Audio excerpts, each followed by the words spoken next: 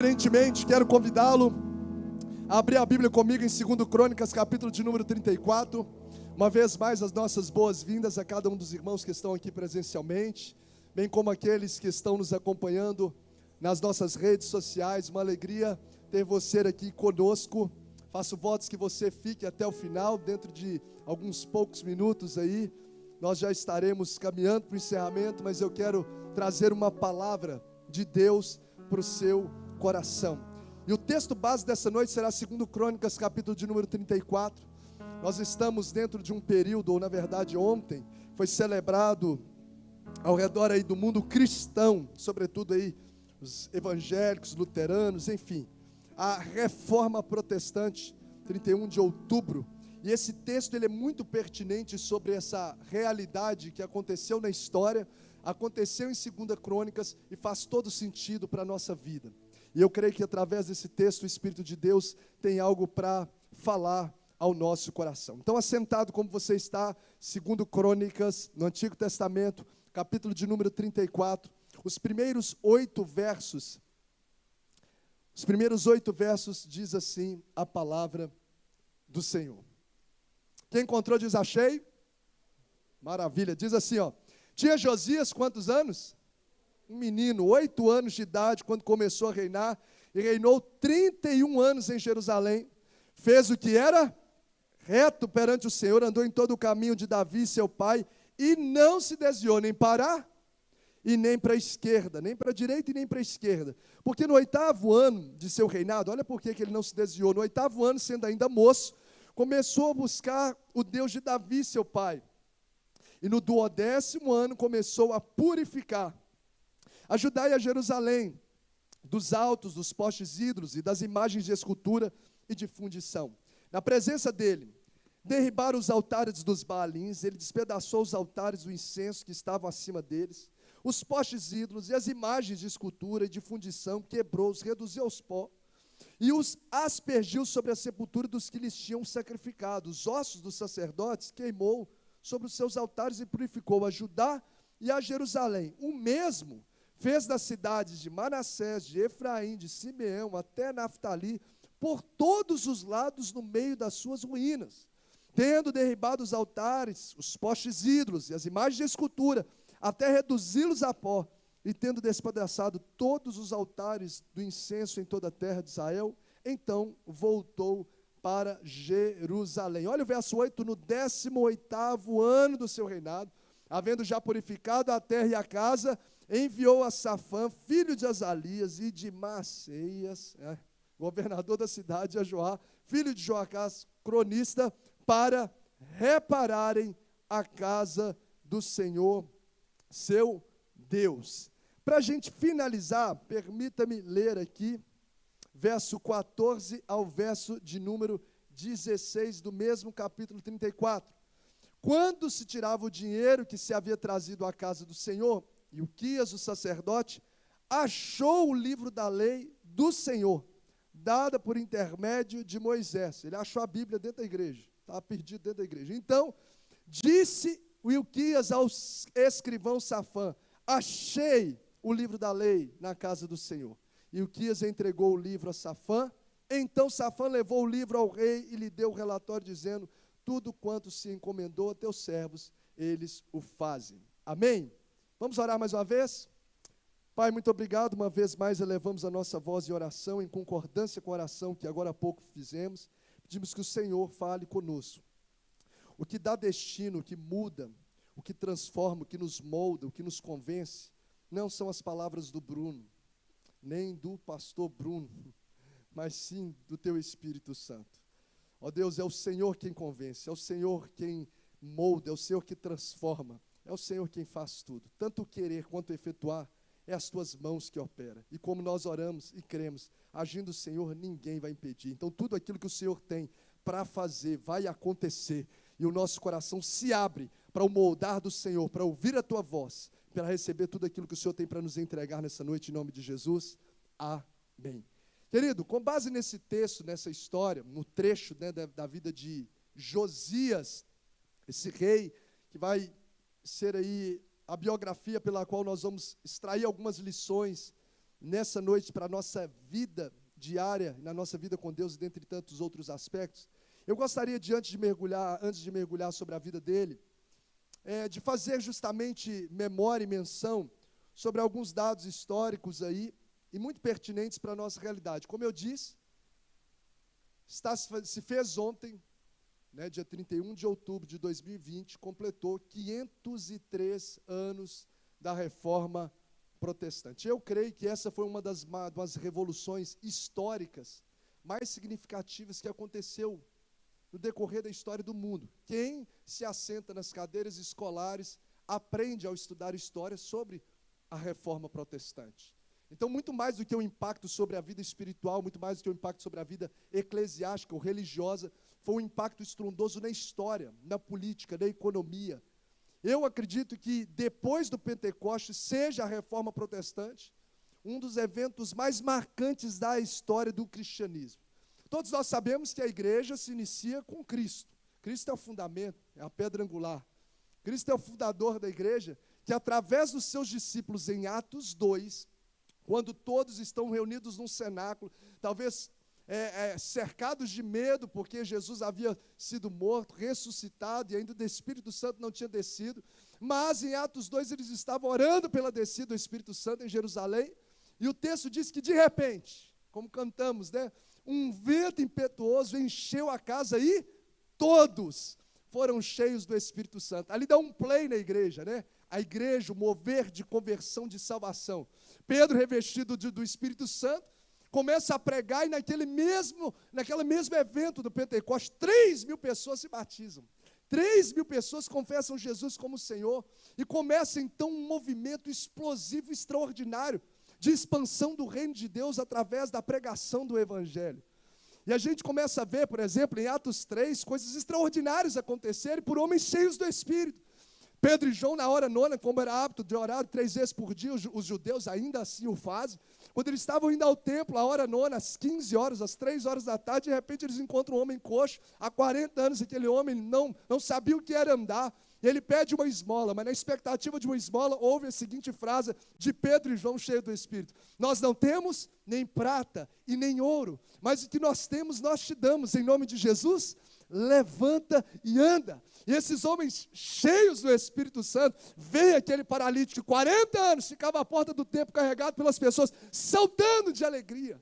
Entraram dentro do templo saltando, glorificando a Deus, e começou esse mover tremendo de Deus. E a gente sabe que tudo, quando há esse crescimento, quando se há esse destaque da igreja, tudo, guarde isso, anote isso para a sua vida, tudo que é destaque sofre ataque. Você pode repetir após mim, junto comigo, melhor dizendo, vamos lá? 1, 2, 3 e... Tudo que é destaque sofre ataque. Qualquer área, toma isso para a sua vida, entenda, melhor dizendo. Se você deseja ser relevante em qualquer esfera da vida, você vai sofrer ataques. Se você deseja ser um funcionário, um gerente, qualquer área que você atua, um vendedor relevante, você vai sofrer pedradas. Porque tudo que é destaque, sofre ataque. José se destacou e sofreu os ataques por parte do seu irmão.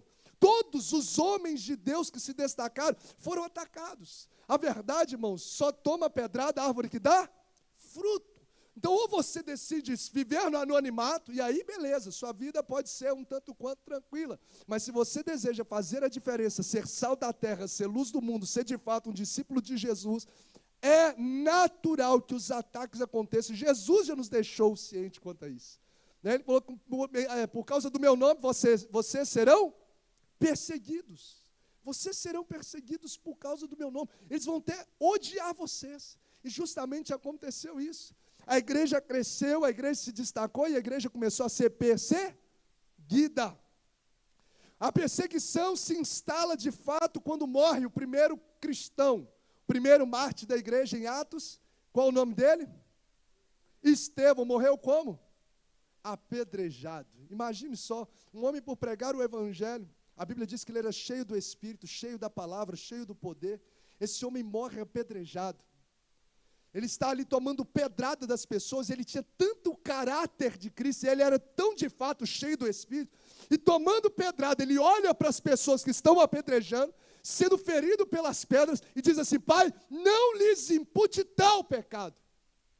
Olha como o cara tinha um coração forjado o caráter de Cristo. Ele fez a oração semelhante à de Jesus quando estava na cruz do Calvário, dizendo: Pai, perdoa-lhes, porque eles não sabem o que fazem. É como se Estevão estivesse dizendo assim: Pai, você pode cobrar dele, Senhor, você pode cobrar dele qualquer pecado, mas esse deles estarem me apedrejando, deixa de lado. Olha que homem que tinha um coração moldado por Deus. Então a igreja começa a ser perseguida. Esse é só o start, gente. Às vezes a gente fala assim: nossa, perseguição, quantas pessoas morreram, né, pelo cristianismo. Você sabia que a cada 3 minutos morre um cristão na atualidade por causa do evangelho? Hoje, 2020, daqui 3 minutos, são 8h35, 8h38, provavelmente mais um cristão se morre. Lógico que não é, isso é quantificado pela métrica de média de cristãos que morrem por ano por amor ao evangelho. Hoje essa perseguição ainda é fato. Porém, acontece muito no Oriente, por exemplo, Coreia do Norte é sempre ocupou um dos primeiríssimos lugares. Se você está lá e tem uma Bíblia, uma página da Bíblia, eles descobrem, você sofre horrores, no mínimo torturado, no mínimo, violentamente torturado, quando não é morto. Então a igreja começou a ser perseguida, cristãos começaram a ser mortos. O primeiro século, a igreja crescia assustadoramente, mas cristãos eram torturados violentamente, eram lançados nos coliseus romanos por pregar o evangelho. E hoje, às vezes, a gente está tão acomodado, e mesmo assim, com todas as facilitações e liberdade, porque o artigo 5º da Constituição Federal nos assegura a liberdade de culto, a gente pode falar do amor de Deus nos ambientes onde a gente está, e mesmo assim a gente fica quieto, esses homens sendo perseguidos, sangue sendo derramado, e esses homens continuam pregando a palavra e a igreja crescendo de forma tremenda, exponencial. E quanto mais cristão morria, mais a igreja crescia. Impressionante, né, pastor Diel? Impressionante. Como diz Tertuliano, que é um dos pais da igreja, ele foi muito feliz em dizer que o sangue dos mártires se tornou a semente da igreja. Ou seja, parece que quanto mais morriam os cristãos, mais pessoas se convertiam a Cristo, porque ficavam vislumbradas o tamanho do amor dessas pessoas pelo reino de Deus, em dar até mesmo a sua vida, como Cristo a fez assim por elas. Mas enfim, resumindo a história, no século IV, mais especificamente em 313, me permite falar isso, surgiu um imperador romano, porque isso identifica muito com a nossa vida, um homem chamado Constantino. E esse homem disse assim: se matar, se perseguir, lutar contra eles não está dando certo, então o que nós vamos fazer? Se não dá para ir contra eles, nós vamos nos aliar a eles. E então, muitos estudiosos dizem que ele apenas forjou, né, uma pseudo-conversão, me converti, e agora o cristianismo se tornou a religião oficial do Estado, do Império Romano, e acabou a perseguição. E aí se assemelha muito a nós. Quando as lutas às vezes diminuem, muitas vezes a gente abaixa a guarda. Quem aqui conhece uma pessoa, quem conhece assim, alguma pessoa, que quando a luta aperta, ora mais um pouquinho? Você conhece alguém assim? Alguém diz assim: eis-me aqui, Senhor. É a realidade do nosso coração. Quando a luta aperta, a gente ora mais, jejua mais, a gente fica mais crente. Não devia ser assim, né? Mas que bom que está sendo assim também. Pelo menos você está entendendo um propósito e está te aproximando de Deus. E aí a gente vê que a luta está fazendo mais bem do que mal. Se ela está te aproximando de Deus, ela já está fazendo mais bem do que mal. Porque está te levando para o centro. Mas a igreja, quando misturou com o Estado, baixou a guarda.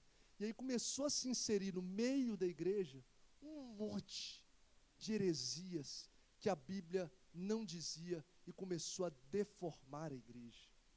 Começou a contaminar a igreja. O povo não tinha Bíblia. A primeira Bíblia impressa foi no século XVI. Então, no século IV, o povo não tinha Bíblia. Então, ficou quase 10 séculos que se passaram sem o povo só ouvindo o que a liderança romana falava, e inseria no meio eclesiástico, e virava como se fosse lei sagrado. Uma delas, por exemplo, é a venda das indulgências, que era um documento, porque segundo a cultura, segundo a visão deles, a doutrina na época era o seguinte: o camarada morreu, ele não vai nem para o céu nem para o inferno, ele fica no purgatório, num estágio intermediário. Era a leitura deles acerca dessa vida após a morte. Se você quiser, olha gente, isso é histórico. Se você quiser tirar a alma de fulano de tal do purgatório para ele poder ir mais rápido, em vez de ficar 400 anos purificando, 300, e já direto para o céu, é só você comprar esse documento, é a venda do perdão. Isso é história, você pode olhar em qualquer livro de história. A venda do perdão, um documento. Aí pagava lá 300 euros, sei lá qual que era a moeda, não me veio aqui à mente agora. Na época, beleza, está aqui, quanto que estou? 300, carimbado, toma esse documento, guarda a sua avó agora, já está direto no céu.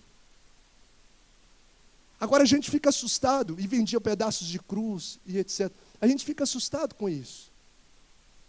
Que absurdo. Mas você acredita que hoje está sendo desengavetado dentro das igrejas evangélicas realidades semelhantes como essas?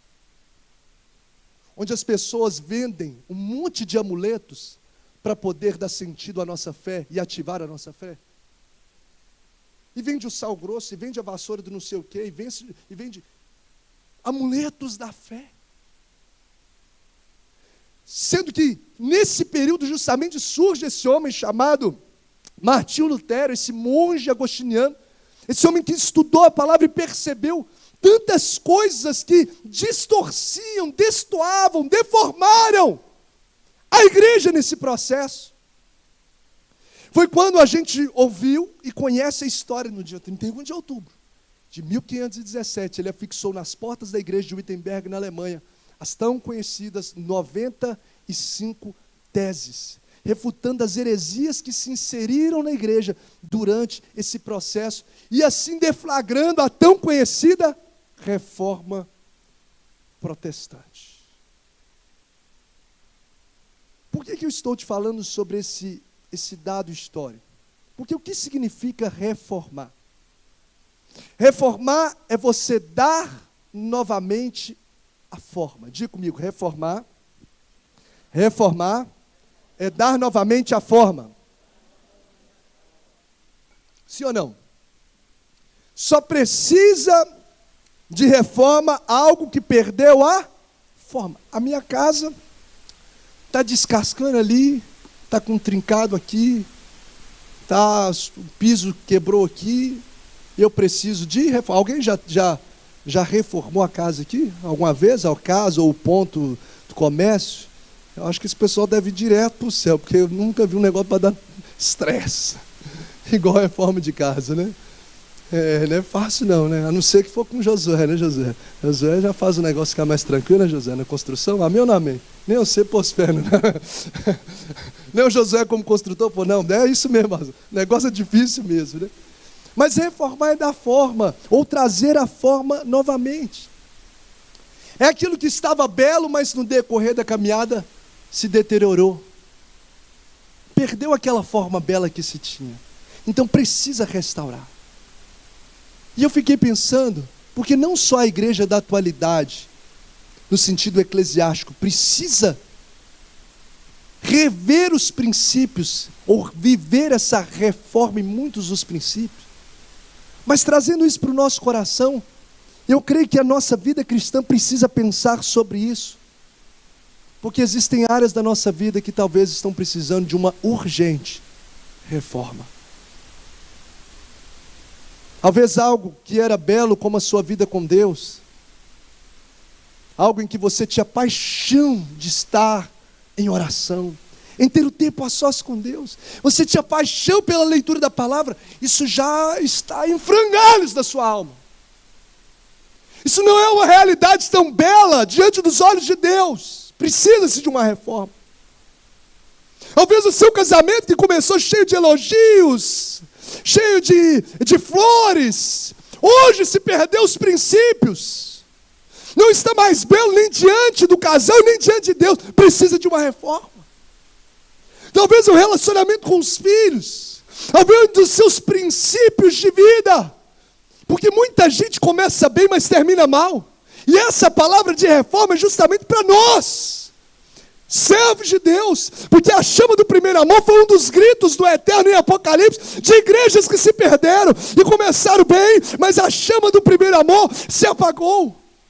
E às vezes quantos de nós estamos acostumados com o sagrado, estamos na casa de Deus, mas perdemos aquele ardor pela paixão da presença de Deus. Às vezes a gente está aqui no louvor e a gente está extremamente mecânico, ouvindo louvor. Às vezes a igreja começou a virar aqui o púlpito como um balcão, e a igreja como um shopping, onde a gente só vai e se alimenta. Não, meu irmão, você está aqui, eu estou aqui para prestar um culto àquele que é o Rei dos Reis e Senhor dos Senhores. Receber é uma consequência natural da minha adoração. Paulo e Silas estão cantando e orando ao Senhor, e de repente começa a se estremecer, a presença de Deus desce, o milagre acontece, os grilhões são quebrados. É assim que acontece. Nós vamos ao culto para cultuar a Deus. Então a gente precisa pensar acerca da nossa conduta e da nossa vida com Deus, se de fato a nossa alma, a nossa vida cristã, a nossa vida devocional, o nosso ministério, os nossos relacionamentos dentro de casa, também não precisam urgentemente de uma reforma. Antes que seja tarde demais. Antes que seja tarde demais, porque se a gente não conserta um aqui e acolá, quem tem casa aí, responsável por mexer com casa, sabe, toda hora surge um negocinho. Falei essa semana, toda hora é um negócio, tem um chuveiro que queima, é a lâmpada que queima, é um negócio que começa a dar vazamento na pia. Deus do céu, na casa de vocês não acontece não, né, gente? Que maravilha, mas lá em casa às vezes volta e meia acontece. E se você não fizer esses reparos imediatos, vai acumulando e a casa vira uma catástrofe. E está pingando ali, está queimado ali. Então na nossa vida a gente precisa rever isso. Porque muitas das vezes a gente começa bem, mas termina mal. E quantas são histórias de homens que começaram bem cheios de Deus, mas por não fazer esses ajustes, se perderam no caminho e tiveram finais trágicos. Homens como Sansão, que sempre me vem à mente a história desse homem, porque esse homem é a resposta de 40 anos de uma nação. Gente, imagina o Brasil inteiro orando: Senhor, levanta um libertador, Senhor, levanta um homem para mudar a realidade da nossa nação, levanta 40 anos aí, o Brasil inteiro orando. Aí nasce o Sansão. Sansão é a resposta de 40 anos de um clamor de um povo, de uma nação. A mãe dele era estéril. Ele é fruto de um milagre. Um homem escolhido desde o ventre, consagrado. Resposta de oração, fruto de um milagre. Recebe as diretrizes de Deus, começa bem demais. Revestido e dotado de unção, de força, de tantas coisas que só do alto podia dar a ele. Mas no meio do caminho, esse homem não faz as reformas necessárias e se perde no meio do caminho. E um homem que nasceu para reinar, termina a história como um palhaço, moendo lá, ó, diante dos seus inimigos que caçoavam ele. Judas começou bem ao lado do mestre, final trágico, se perdeu no caminho. Saul começou bem, mas no meio do caminho se perdeu. Então essa é uma palavra para o meu e para o seu coração. Qual a área? A minha pergunta hoje, que eu quero que eu e você respondamos ela durante a nossa caminhada aqui, em poucos minutos de reflexão daqui para frente. Eu gostaria que você respondesse e eu respondesse também, qual área da nossa vida precisa urgentemente de uma reforma? Será que é o relacionamento com o filho? Será que é a sua vida devocional com Deus? Será que é o ministério? Por exemplo, os filhos de Eli, Ofni e Finéias começaram lá bem, mas de repente acostumaram com o sagrado, a ponto de não ter temor pela presença de Deus, e se envolver com prostituta e estar ministrando no templo. No meio do processo se perdeu no caminho. Se a gente não se atentar para aspectos da nossa vida que precisam ser reformados urgente, como Lutero fez, trouxe a igreja de volta aos princípios da palavra, talvez os desastres, as catástrofes sejam terríveis e talvez inalteráveis no futuro. Quando eu percebi, o casamento se perdeu. Quando eu percebi, como Sansão, quando eu percebi, eu já não tinha mais Deus, a unção de Deus, a força de Deus na minha vida. Quando ele percebeu, o Senhor já não estava mais com ele. Talvez se a gente não atentar para isso hoje, amanhã seja tarde demais. Qual área da minha e da sua vida precisa urgentemente de uma reforma? De voltar a ser belo como era, de voltar a ser apreciado diante dos olhos de Deus como era. Esse homem mesmo novo, Josias, 8 anos de idade, um menino, certamente começou o reinado sendo assessorado por vários adultos. Mas a Bíblia nos diz que com 16 anos de idade, depois de 8 anos do início do seu reinado, ele começa a buscar a Deus, e aí tudo muda. E olha que esse moço é um camarada que a Bíblia diz que ele andou nos caminhos de Davi, seu pai, ou seja, não desviou nem para a direita e nem para a esquerda, e ele fez o que o Senhor aprova, mesmo vindo de um contexto terrível, porque dos reis que antecederam ele, principalmente o seu avô e o seu pai, foram homens terríveis, mas esse homem se posicionou para fazer a diferença. Esse homem se posicionou para dedicar o esforço que fosse necessário para poder estabelecer uma reforma sobre a sua nação. Uma nação que estava dominada pela idolatria, cheia de postes ídolos. O culto já não acontecia. O culto já tinha sido desativado. A palavra de Deus tinha sido perdida, porque não era igual hoje. Cada um tinha sua Bíblia, levava e voltava, não. Tinha a lei do Senhor que ficava na casa, já tinha se perdido. Eles estavam lá mexendo na casa, reformando, e de repente encontrei o livro. De tamanho que eles tinham se perdido, de tamanho a displicência dele durante o caminho. E aí a gente começa a ver que Josias se posicionou, apesar de novo,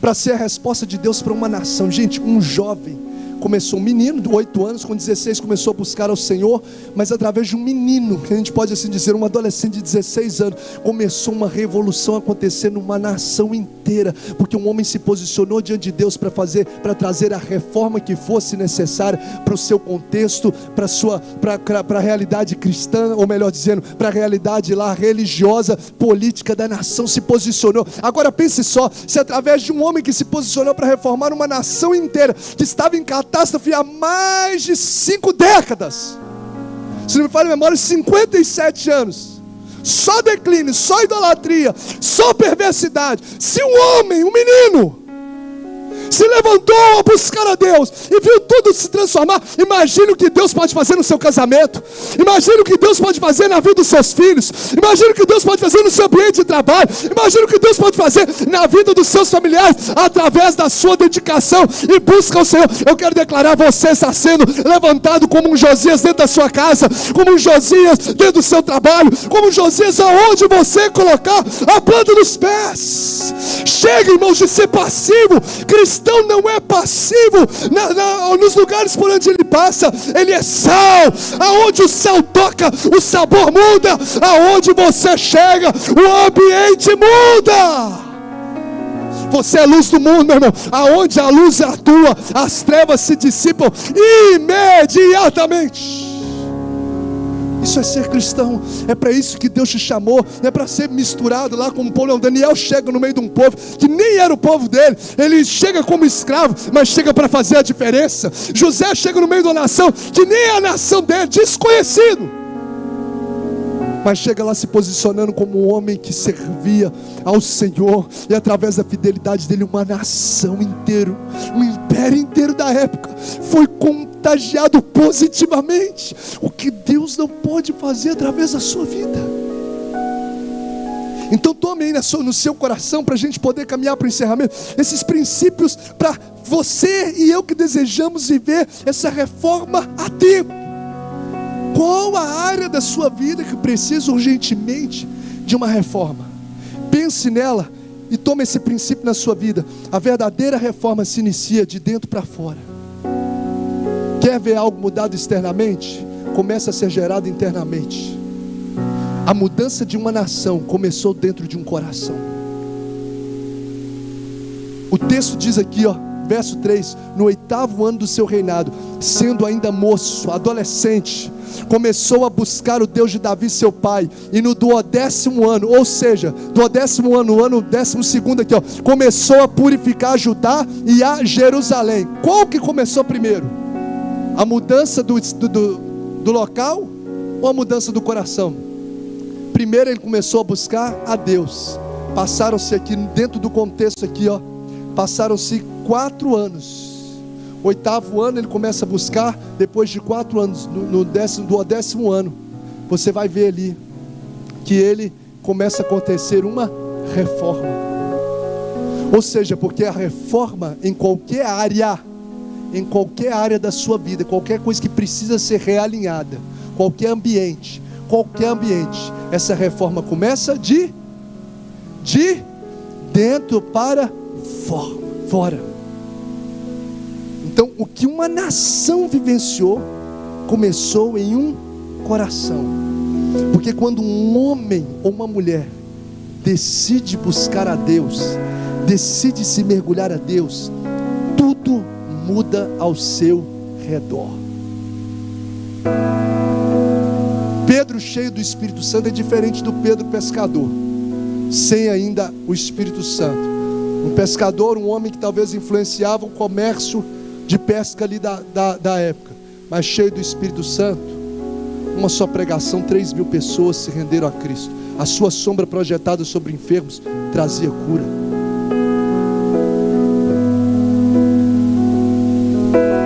Um homem cheio do Espírito Santo, não há como dimensionar o que Deus pode fazer através de um homem consagrado, ou de uma mulher consagrada a Deus. Um menino de 16 anos, gente, começa o coração a ser incendiado, uma nação toda impactada. Afinal, buscar-me-eis, e me achareis quando me buscardes de todo o vosso coração, e serei achado de vós, diz o Senhor, e farei mudar a vossa sorte. Você busca Deus, e Deus muda a realidade ao seu redor. A resposta para aquilo que você está encarando lá de fora está na sua intimidade, gerada dentro do seu coração.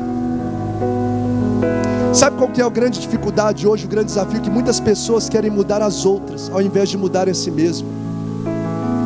A grande questão é que muitas pessoas querem mudar as outras, ao invés de mudar a si mesmo. Eu já falei várias vezes essa frase, e grave ela no seu coração. Seja você a mudança que você deseja ver.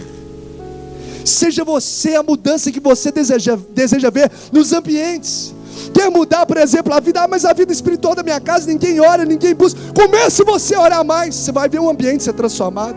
Mas lá em casa ninguém conversa, cada um fica no celular. Seja você o primeiro a desligar o celular, a dar uma pausa na série, dos episódios do Netflix, sentar na mesa para almoçar você, sem nenhuma interferência aí dos eletrônicos, para você ter olho no olho, você cultivar o diálogo. Lá em casa ninguém ora, não sei o que. Minha esposa, não importa, pega a sua esposa lá e ora 3 minutos com ela lá, antes de ir para o trabalho, antes de seus afazeres. Você vai ver as realidades sendo mudadas ao seu redor. Tudo, a reforma acontece de dentro para fora. No casamento, né, pastor? A gente às vezes atende aqui pessoas, os nossos líderes de casais, que são especialistas em atender casais, dificuldades de casais. A história é a mesma, sempre a culpa é do... Eu nunca vi assim, dificilmente eu chego, pastor, eu estou aqui passando a crise do casamento, eu sou o cara assim realmente culpado, eu não sei.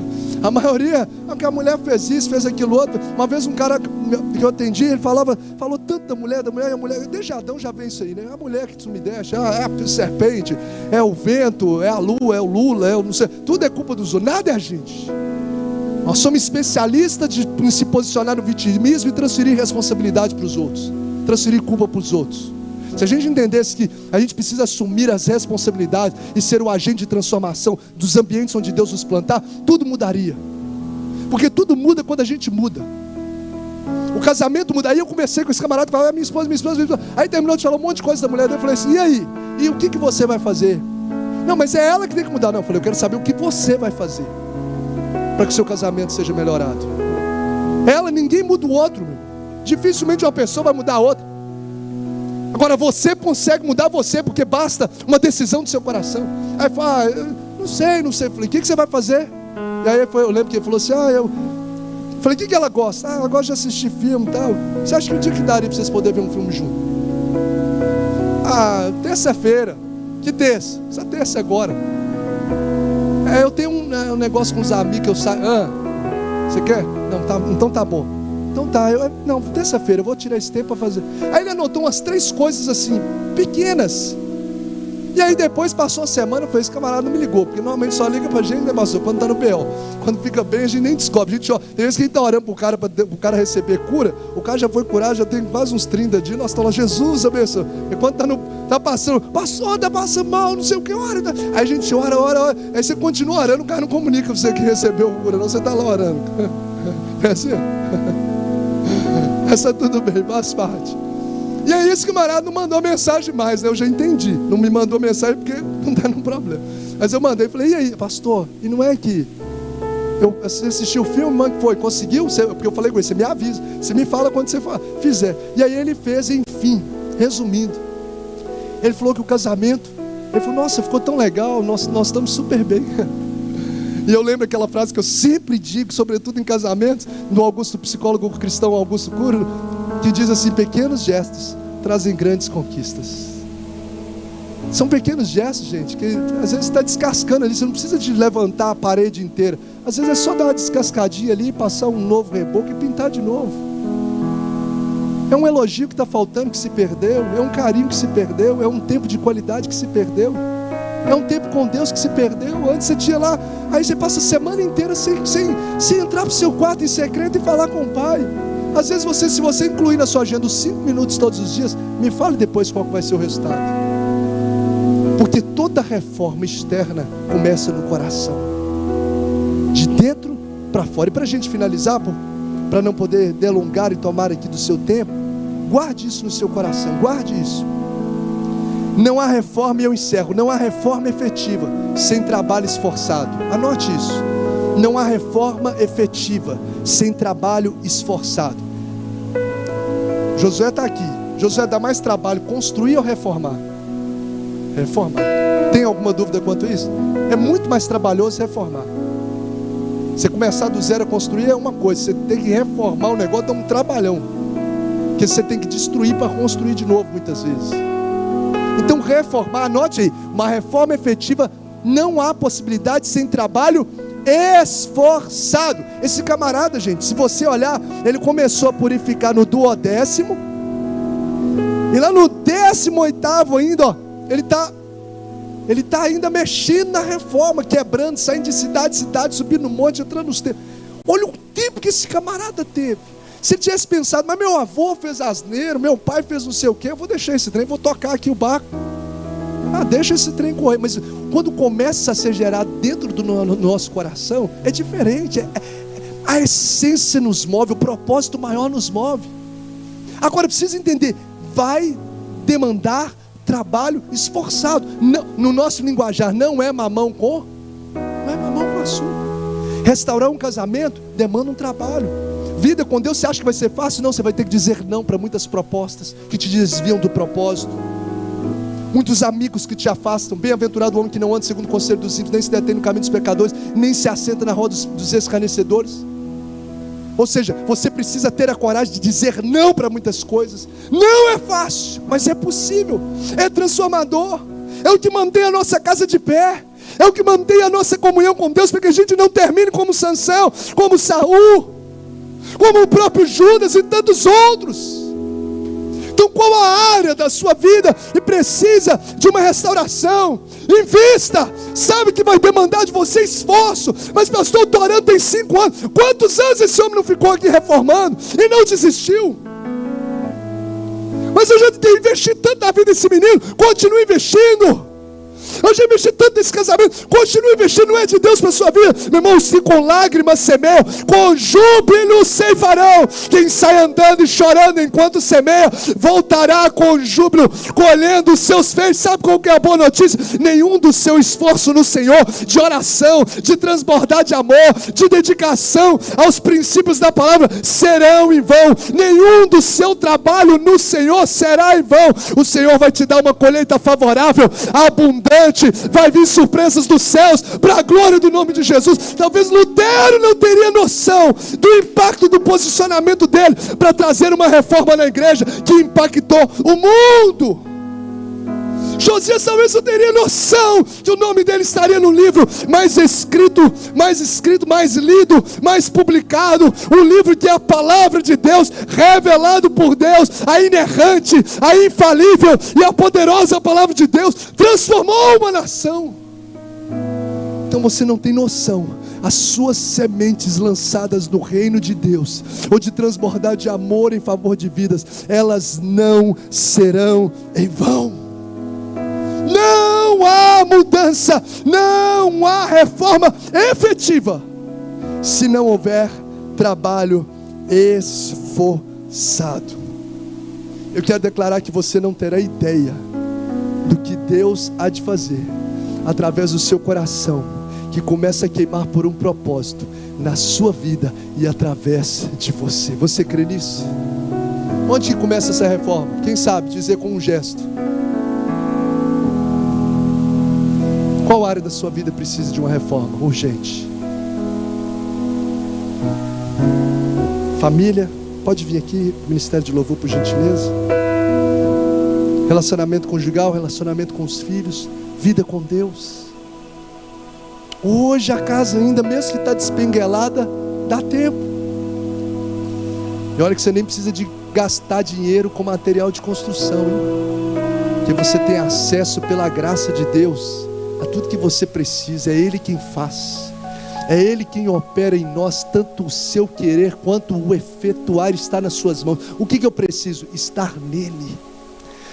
nele, firmado na palavra dele, em comunhão com ele. Lutero viveu isso na comunhão com Deus. Josias começou tudo a fervilhar, a mudar, quando ele começou a buscar a Deus. A sua busca intensa para o Senhor é o que vai trazer a transformação nos ambientes que você convive, nas realidades da sua alma. Se você crê nisso, eu quero convidá-la a colocar-se de pé nesse momento. Coloque-se de pé em nome de Jesus. Gente, eu fiquei pensando, esse camarada, ele tinha o pai que era o Amon, terrível, ficou só 2 anos e fez tudo que era mal perante o Senhor. O seu avô, o Manassés, o cara sacrificou até o filho que ele gerou, para idolatria. O cara era doidão, perverso, maligno, avô e o pai. Mas Josias se posicionou diferente. Por que eu estou dizendo isso enquanto o Ministério de Louvor vai cantando aqui juntamente conosco, que é o Senhor? Não permita que os erros do passado determinem o seu futuro. Não é porque o seu pai foi tal assim, o seu avô foi assim, que você vai ser. Deus está te colocando para ser levantado como Josias, para fazer a diferença. Não é porque, por exemplo, meu pai foi alcoólatra, que eu vou ser alcoólatra? Não, na minha família teve um tio alcoólatra por parte do meu pai, não sei quem, o meu avô, não sei o que alcoólatra. Na minha vida deu um ponto final. Agora eu estou gerando uma geração de sacerdotes, de homens e mulheres cheios do Espírito Santo, para a glória de Deus.